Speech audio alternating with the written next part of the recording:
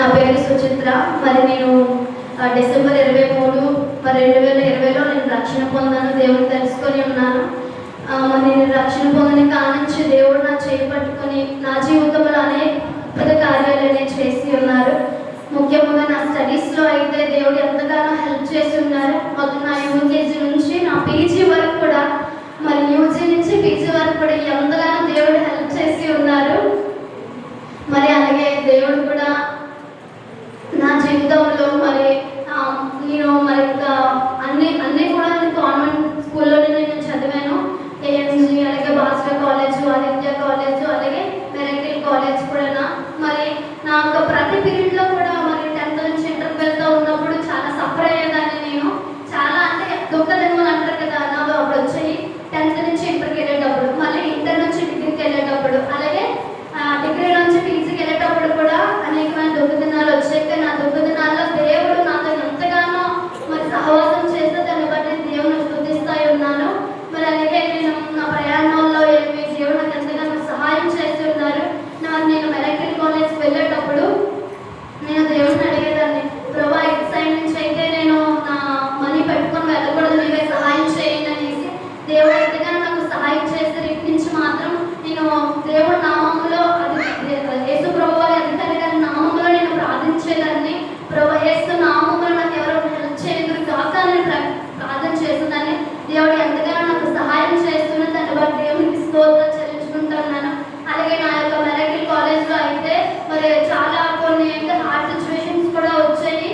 కానీ నేను ప్రార్థన చేశాను, ప్రభు అధికారులు అయితే ఇలా అంటూ ఉన్నారు, నేను మనీ ఇవ్వకపోతే ఇలా అంటూ ఉన్నారు, మీరు సహాయం చేయండి అని.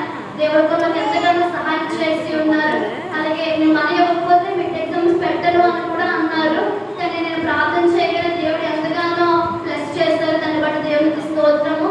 అలాగే మన ప్రాజెక్ట్ విషయంలో కూడా నేను ఎంతగానో సఫర్ అయ్యాను, ఏడ్చాను కూడా నేను. మరి లాస్ట్ మినిట్లో కూడా దేవుడు నాకు ఎంతగానో అద్భుత కార్యం చేశారు. అలాగే నాకు కూడా మరి పీపీటీ విషయంలో నాకు సహాయం చేశారు. అలాగే దాన్ని బట్టి థ్యాంక్స్ తెలియజేస్తూ ఉన్నాను. అలాగే మరి నాకు నేనైతే మరి డిగ్రీలో ఎంతగానో ఏడ్చదని దేవుడు చెప్పుకుంటుందని అంతా కూడా లోన్గా మనం ఫీల్ అయ్యేదాన్ని. సో కానీ అలాంటప్పుడు దేవుడు fasting prayer continues fasting prayer చేసుకుంటుందని. అయితే దేవుడు నాకు ఎంతగానో ఏమన్నారంటే, ఒకటే, నువ్వు దేవుడిని ఏర్పరచుకున్నావు, దేవుడు నిన్ను ప్రేమిస్తూ ఉన్నారు అనేసి, యువర్ లవ్డ్ బై గాడ్ అనేసి నాకు వాక్యము మరి శైలభ రక్త ద్వారా దేవుడు నాకు బలపరిచారు. గట్టిగా అడిగారు, దేవా నాకు సహాయం చేయను అనగానే దేవుడు నాకు ఎంతగానో సహాయం చేసి ఉన్నారు. అలాగే మరి జాబ్ విషయంలో అయితే అసలు నేనైతే ఏ ఇన్వాల్వ్మెంట్ అనేది అసలు నాకు లేదు. కానీ దేవుడు కొంతమంది ఏర్పరచుకొని కొంతమంది పాత్రలుగా వాడుకున్నందుకు వాడిని బట్టి దేవుడు నేను స్తుతిస్తూ ఉన్నాను.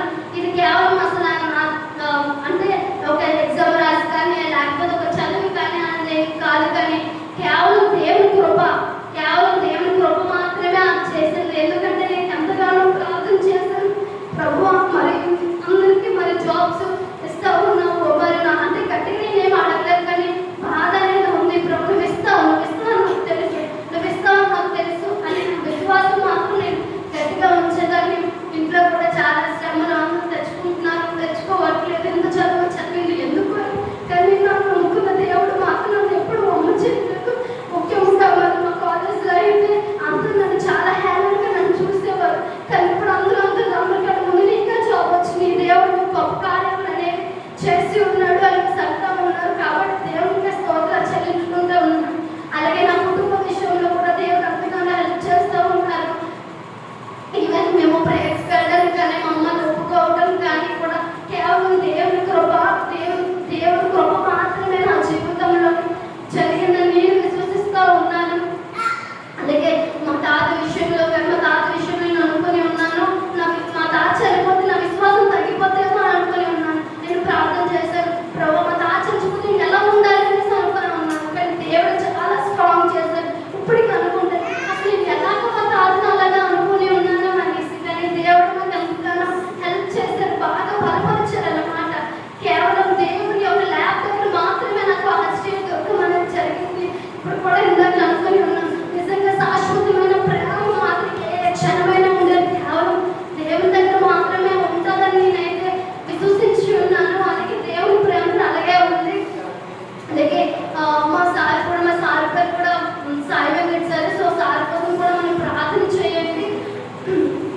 ఎందుకంటే సార్ కూడా ఎంతో తగ్గి కూడా ఉంటారు, అతను అన్ని పనులు అతనే చేసుకుంటారు.